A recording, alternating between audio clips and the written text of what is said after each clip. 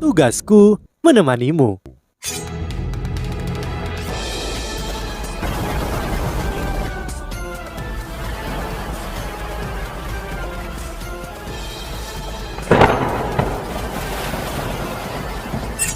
Hai sahabat Pasuk, kembali lagi bersama alur cerita versi novel Solen 2 Sekte Tang yang tak tertandingi. Jangan lupa like, subscribe, dan nyalakan tanda lonceng.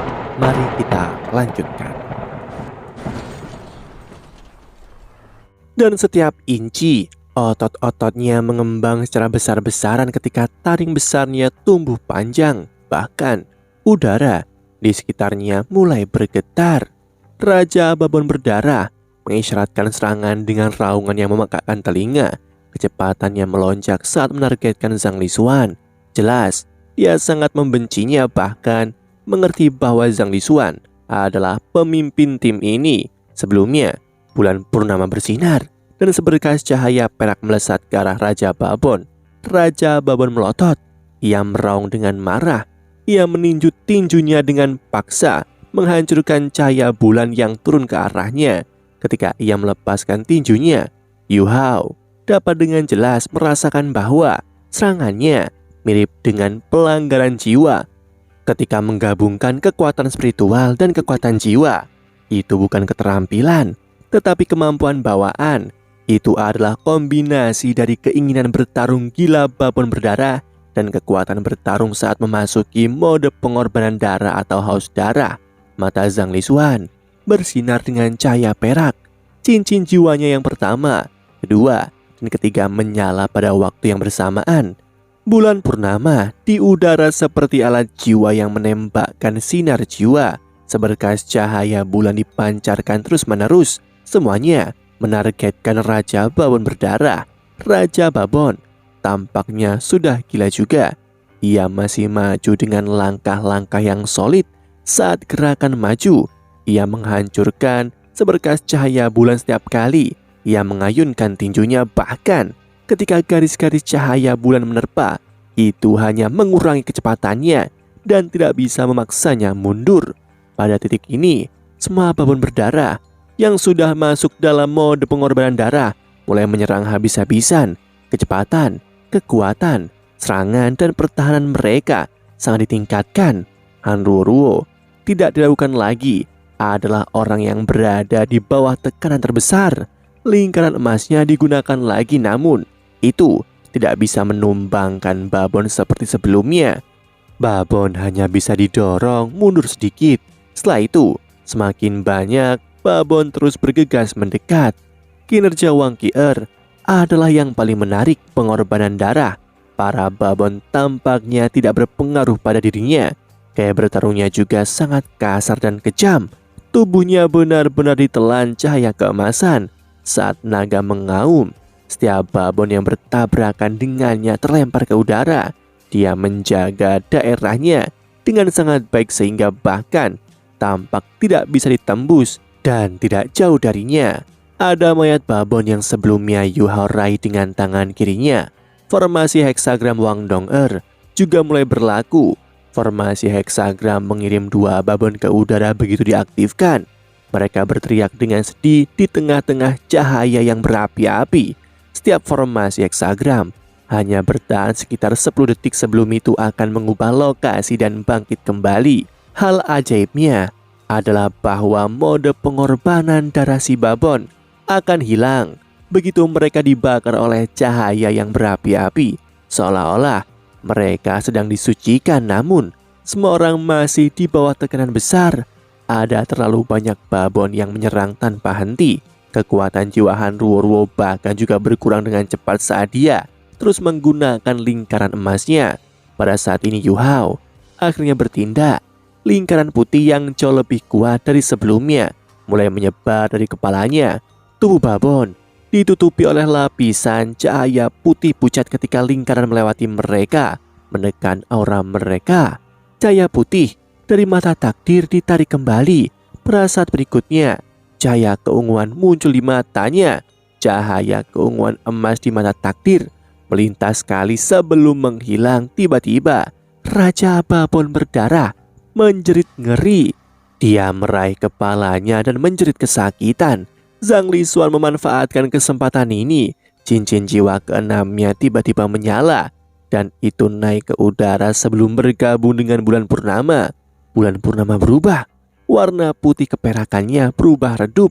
Setelah itu berubah menjadi hitam dengan lapisan perak seperti cincin di sekitarnya. Setelah itu, lingkaran cahaya keperakan turun dari langit.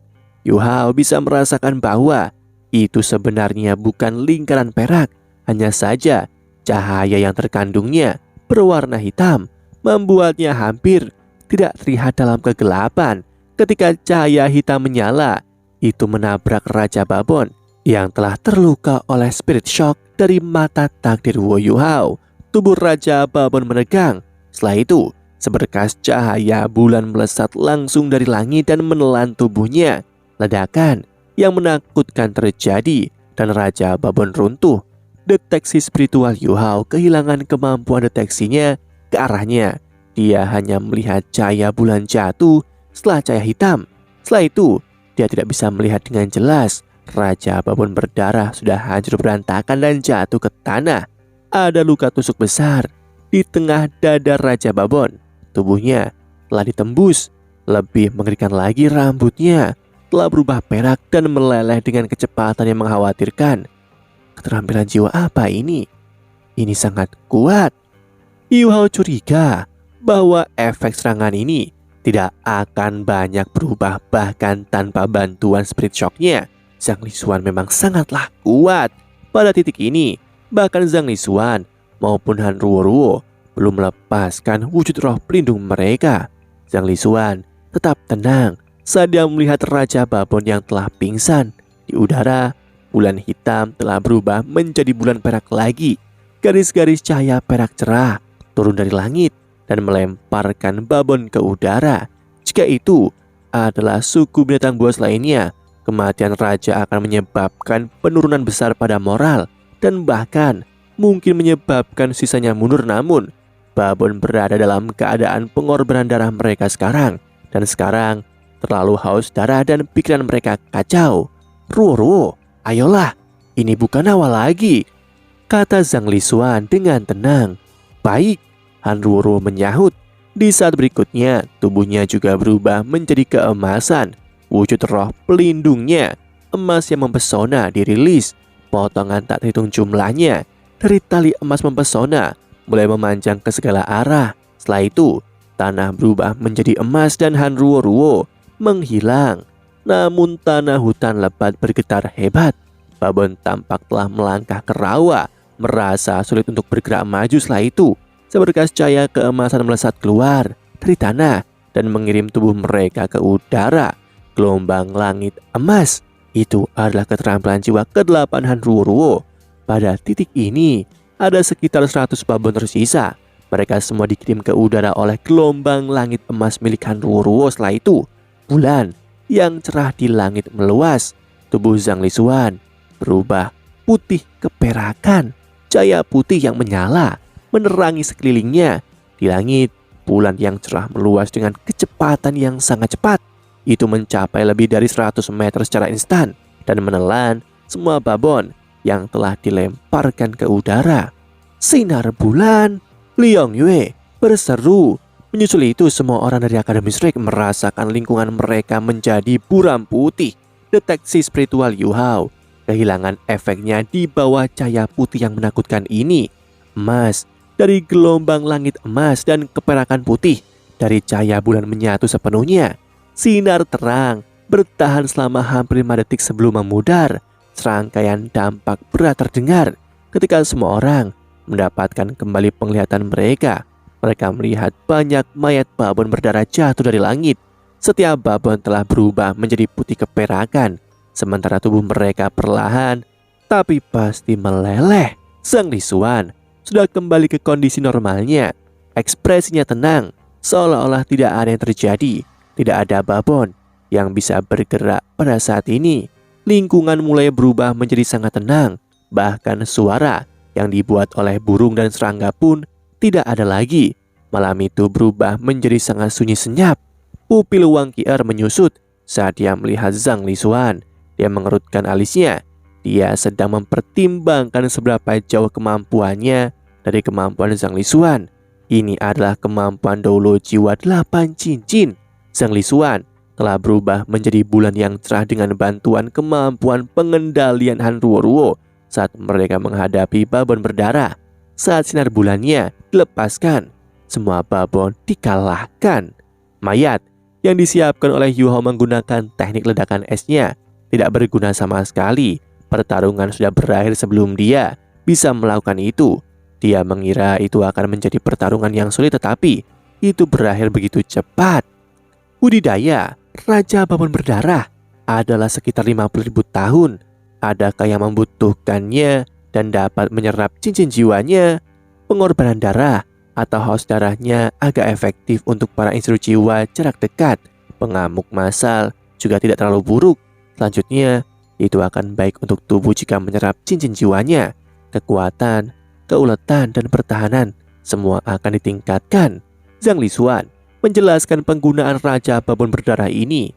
Huo Yuhao memikirkan sesuatu dan berkata, "Kakak perempuan tertua, aku adalah master jiwa tipe spiritual. Bisakah aku menyerap Raja Babon Berdarah ini?" Dia yakin dengan kekuatan fisiknya sendiri, dia memiliki jiwa bela diri kembar dan sekarang memiliki lebih dari 9 cincin jiwa secara total. Fisiknya jauh lebih kuat daripada kebanyakan raja roh lainnya. Setelah dia menyatu dengan roh permaisuri salju, kekuatan spiritualnya juga menjadi bagian dari mengapa tubuhnya sangat ulet. Dia memiliki kepercayaan diri dalam menyerap cincin jiwa 50.000 tahun. Selain itu, Wang Dong'er bisa melindunginya saat dia melakukannya. Raja Babon Berdarah belum mati. Dadanya masih bergerak saat berbaring di tanah, namun cahaya putih keperakan itu menghancurkan tubuhnya. Luka fatal di dadanya juga berubah menjadi hitam dan mulai membusuk. Ukuran lukanya membesar. Raja Babon tidak punya waktu lama untuk hidup. Setelah merenung sejenak, Zhang Lisuan menjawab, "Aku pikir itu mungkin. Meskipun kekuatan spiritual Raja Babon tidak terlalu luar biasa, ia menggunakan kekuatan spiritualnya ketika ia memulai pengamukan massal dan haus darah. Tidak mudah bagi jiwa bela diri tipe spiritualmu untuk menemukan cincin jiwa yang cocok. Jika kamu berpikir bahwa itu dapat membantumu, kamu dapat menyerap cincin jiwanya. Bagaimanapun, itu dapat meningkatkan kekuatan fisikmu. Yu Hao bahkan tidak berpikir lebih jauh, berikan padaku." Memang, dia sangat akrab dengan betapa sulitnya menemukan cincin jiwa tipe spiritual. Budidaya Raja Babon ini adalah 50.000 tahun. Dia lebih dari buah jika cincin jiwa kelimanya bisa menjadi 50.000 tahun. Itu juga bisa menutupi kekurangannya dalam hal keterampilan jiwa. Selain itu, Yu Hao punya rencana sendiri.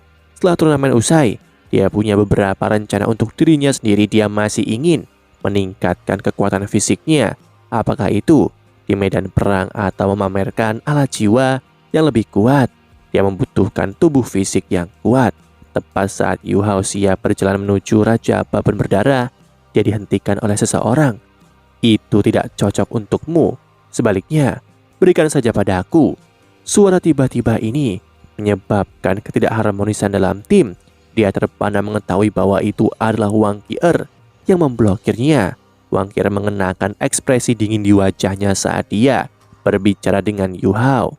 Setelah menyelesaikan kalimatnya, dia segera berjalan menuju Raja Babon Berdarah. Merebut cincin jiwa, ini adalah tindakan tercela dalam situasi apapun, tetapi mereka bahkan rekan satu tim saat ini. Cahaya keemasan melintas. Wang Dong'er mengepakkan sayapnya ke depan Wang Qier dan mengamuk. "Apakah kamu tahu apa artinya siapa cepat dia dapat? Apakah kita seharusnya mengikuti kata-katamu hanya karena kamu mengatakan itu tidak cocok untuknya?" Tak satu pun dari mereka mengenakan kerudung pada saat ini. Ketika mereka bentrok dan berdebat, semua orang linglung karena mereka berdua memiliki penampilan yang sama. Wang Qier berkata dengan dingin, "Pergilah, aku sudah mengatakannya. Binatang jiwa ini tidak cocok untuknya." Wang Dong'er juga mengenakan ekspresi dingin di wajahnya saat dia membalas, "Jangan berpikir kamu hebat hanya karena kamu kuat. Aku akan membiarkanmu menyatu dengan cincin jiwa ini, tapi hanya jika kau mengalahkanku dalam perkelahian. Wang Qier mendengus. Itu mudah. Cahaya keemasan mulai naik dan raungan naga bergema. Hentikan! Suara marah terdengar saat cahaya merah menyala. Zhang Lixuan sudah melangkah di antara kedua wanita ini. Ekspresinya sangat dingin. Cahaya emas Wang Qier memudar, tetapi kesombongan di matanya tidak hilang. Ada tatapan dingin di matanya, bahkan menghadapi Zhang Lixuan dia tidak punya niat untuk memberi jalan. Zhang Lixuan marah ketika dia berkata, "Apa yang kalian berdua lakukan? Lihatlah kalian berdua, apa ini? Apakah kalian masih teman sekolah dari akademi yang sama di hutan Stardo? Kalian bukan hanya teman sekolah tapi juga rekan prajurit. Jika kalian berdua terus bertengkar, apakah kalian masih akan saling percaya? Tidak hanya kalian berdua terlihat cantik, tetapi kalian bahkan memiliki nama yang mirip. Namun kalian terus berselisih sejak awal. Katakan padaku, apa yang terjadi? Aku akan memberikan kalian kesempatan untuk menjelaskan. Ceritakan sekarang." Wang Dong'er dan Wang Qier diam. Wang Dong'er memalingkan kepalanya sementara Wang Qier mengangkat kepalanya ke langit. Keduanya terdiam. "Katakan padaku, katakan sesuatu. Apapun masalah yang kalian miliki satu sama lain, jelaskan sekarang. Kalau tidak, kalian berdua harus segera kembali ke akademi. Aku telah memimpin banyak tim selama ini, tetapi aku belum pernah melihat yang seperti ini. Apa yang kalian berdua rencanakan?" Zhang Lixuan sangat marah. Semakin jauh mereka pergi ke hutan, semakin berbahaya. Meskipun dia telah bekerja sama dengan Han Ruowo untuk mengalahkan Raja Babon Berdarah dan kelompoknya, itu harus mengeluarkan semuanya. Meskipun begitu, masih ada beberapa ketidakharmonisan dalam tim. Bagaimana mereka bisa berani dalam menghadapi situasi ini? Wang Dong'er menjawab. Kakak perempuan tertua Yu Hao berkata dia ingin cincin jiwa lebih dulu, tetapi dia mencoba merebutnya. Bagaimana dia bisa setercela itu? Apakah aku salah menghentikannya? Wang Qier mengerang. Aku mengatakan kepadanya bahwa makhluk jiwa ini tidak cocok untuknya. Wang Dong'er mengamuk. Apakah kata-katamu final? Apakah kamu tahu betapa sulit bagi Yu Hao untuk menemukan cincin jiwa, mengingat dia adalah seorang master jiwa tipe spiritual? Dia akhirnya menemukan satu yang cocok, tetapi kamu ingin merebutnya darinya. Aku tidak akan membiarkanmu. Zhang Lixuan juga menatap Wang Qier dan bertanya, ketika aku bertanya kepada semua orang mengapa kalian tidak berbicara, kamu hanya mengatakan setelah Yu Hao membuat keputusan. Jelaskan tindakanmu. Wang Qier menjawab dengan acuh tak acuh. Aku sudah mengatakan bahwa cincin jiwa ini tidak cocok untuknya. Itu masih sedikit cocok untukku. Aku melakukan ini untuk kebaikannya sendiri. Zhang Lixuan menjawab, meskipun kamu baru saja bergabung dengan Shrek, pemahamanmu tentang jiwa bela diri harusnya cukup baik. Mengingat kultivasimu, aku yakin kamu tahu betapa jarangnya makhluk jiwa tipe spiritual untuk menemukan satu yang cocok dengan budidaya Yu Hao. Juga sangat sulit. Jika kamu bisa memberitahuku seekor binatang buas yang cocok untuk dia di hutan ini dan menunjukkan secara kasar di mana ia dapat ditemukan, aku akan membiarkanmu untuk menyerap cincin jiwa ini. Wang Qier menoleh ke Yu Hao dan bertanya, Yu Hao, apakah kamu percaya padaku? Jika iya, berikan cincin jiwa ini. Aku akan memimpin jalan mulai sekarang. Ini bukan pertama kalinya aku masuk ke hutan Stardo. Jika aku tidak salah ingat, aku dapat membawamu ke suatu tempat untuk menemukan cincin jiwa yang cocok. Kalau aku bohong, kamu bisa mengambil hidupku. Kata-katanya terdengar sangat serius saat dia mengatakan ini. Bahkan kemarahan Wang Dong'er menghilang. Meskipun cincin jiwa Raja Babon Berdarah sangat berharga, pengorbanannya terlalu banyak. Selain itu, tidak sulit bagi Wang Qier untuk menemukan cincin jiwa yang cocok karena kemampuannya. Kata-katanya membuktikan bahwa dia percaya diri dalam membantu Yu Hao. Yu Hao menghampiri Wang Qier dan meraih tangannya sebelum menganggukkan kepalanya ke arah Wang Qier. Aku percaya padamu. Kamu bisa menyerapnya, tetapi kamu mungkin kehabisan waktu. Wang Qier tidak membuang waktu lagi. Dia dengan cepat menuju ke Raja Babon. Wang Dong'er ingin mengatakan sesuatu, tetapi Yu Hao mencengkram tangannya dengan erat dan dia menurunkan kemarahannya. Zhang Lixuan menoleh ke Yu Hao dan dia mengangguk padanya. Dia tidak mengatakan apa-apa lagi, tetapi mengikuti Wang Qier Dengan yang lainnya, Wang Qier dan Raja Babon dikelilingi oleh anggota tim lainnya. Telapak tangan Wang Qier sudah berada di dahi Raja Babon dan dia mengakhiri hidupnya. Setelah itu, dia duduk bersila dan cincin jiwa hitam melayang dari tubuh Raja Babon. Itu pasti cincin jiwa 50.000 tahun. Ketika itu muncul, udara tampak menjadi kental dan aura ganas dipancarkan darinya. Zhang Lixuan bertanya, "Wang Qier, apakah kamu percaya diri? Cincin jiwa 50.000 tahun ini jauh di atas batas kultivasimu." Wang Qier menggelengkan kepalanya dan menggunakan tindakannya untuk memberitahu jawaban atas pertanyaan itu. Ketika cahaya keemasan menyala, gambar naga emas muncul di punggungnya. Ukuran naga emas ini tidak terlalu besar tetapi jelas dan tampak hampir hidup. Sayapnya mengepak terbuka dan dia mengangkat kepalanya dengan bangga. Tampaknya sedikit mencemooh ketika melihat Raja Babon. Sebelum membuka mulutnya untuk menyerapnya, cincin jiwa hitam mulai tertelan oleh naga emas. Cahaya emas kemudian kembali ke tubuh Wang Qier. Wang Qier duduk di sana dan tidak bergerak 1 inci pun. Lingkaran keemasan redup mulai keluar dari tubuhnya saat cahaya keemasan melonjak. Itu tampak seperti kabut lembut sementara kekuatan jiwanya mengalami undulasi yang kuat. Itu jelas Wang Qier telah menekan aura cincin jiwa Raja Babon karena tidak ada tanda-tanda kebocoran. Zhang Lixuan tertegun. Dia tahu bahwa harus melihat Wang Qier dengan cara yang berbeda mulai sekarang. Dia mengira penilaiannya terhadap Wang Qier sudah sangat tinggi, tetapi saat ini di luar prediksinya. Demikianlah kisah untuk kali ini. Sahabat Pasuk, jangan sedih, jangan bimbang, apalagi galau, karena aku kan selalu menemanimu.